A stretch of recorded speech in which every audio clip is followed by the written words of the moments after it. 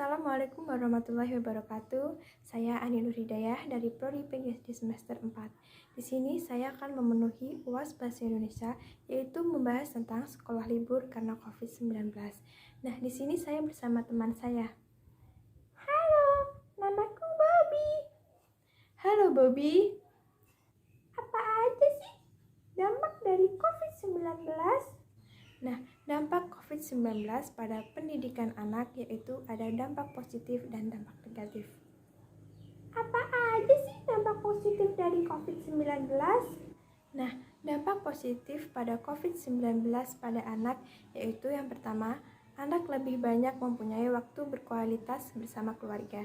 Karena pada masa karantina, anak lebih banyak menghabiskan waktunya di rumah. Para orang tua juga bekerja dari rumah. Maka dari itu, mereka dapat berkumpul bersama keluarga.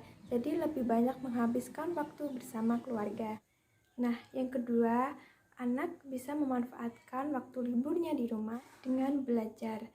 Nah, di sini anak juga bisa mengasah kemampuan diri seperti membuat keterampilan atau kesenian yang sebelumnya anak tidak bisa membuat karena mempunyai waktu kurang karena digunakan untuk sekolah.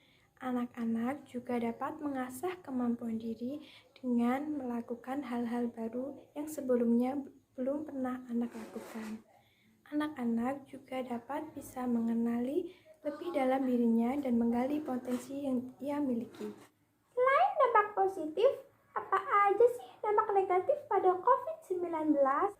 Nah, selain dampak positif, COVID-19 juga mempunyai dampak negatif pada pendidikan anak, yaitu yang pertama, anak lebih susah untuk belajar karena tidak diawasi langsung oleh guru. Anak juga lebih susah untuk memahami dan mencerna pelajaran, apalagi pelajaran dilakukan secara online.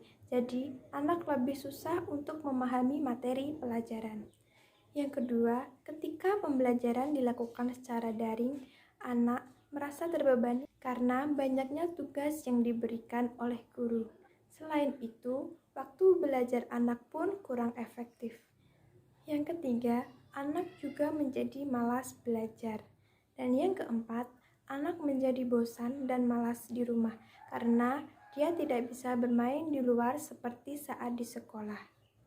Nah, hal apa aja sih yang bisa kita lakukan saat di rumah? Nah, hal yang bisa kita lakukan saat kita berada di rumah adalah yang pertama, membaca buku.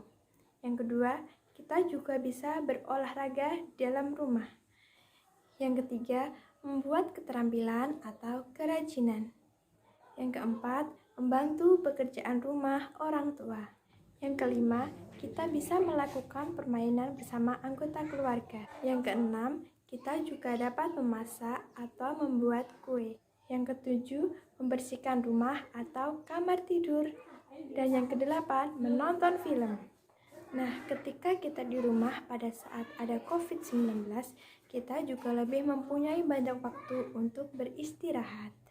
Nah, mungkin itu yang dapat saya sampaikan tentang sekolah libur pada COVID-19. Kurang lebihnya mohon maaf. Assalamualaikum warahmatullahi wabarakatuh. Dadah, saya dan Bobby pamit. Dadah, sampai jumpa.